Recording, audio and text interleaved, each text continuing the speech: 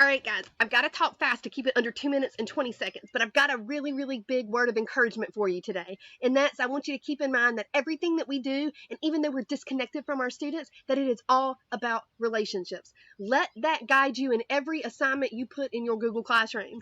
This morning, I was going through my flip grid assignments that my students have been working on this week, totally optional, and it was just a quick flip grid to check in and tell me what you think about COVID-19 and distance learning. And my students come from a technology-driven magnet school where we've been using Google Classroom and Flipgrid all year long. So their opinions are not just about some preconceived idea or some conceptions that they have about what online learning looks like. These kids know it. They've been doing it all year long.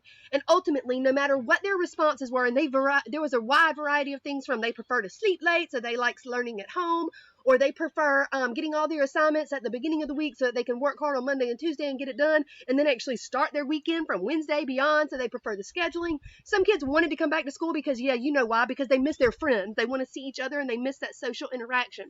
But the overall theme for all of their flip grids this morning was that most of all, what they want in learning and what they want for their education is the teacher.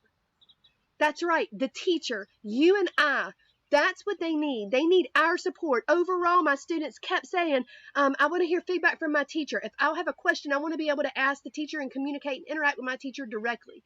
And so I found it really, really encouraging that, like, when a whole world feels like it's flipped, turned upside down, and education is like a whirlwind right now, and everybody's trying to figure it out, ultimately, some things don't change. And that's that the relationships matter. And what students need from us is us and our time. Don't let distance learning stand between you and your relationships. Let every decision you make about what you put in your Google Classroom be about the relationships that you're building with your students. Let's not fill these classrooms up with a bunch of worksheets and PowerPoints so that we can all maintain a look of looking busy. No.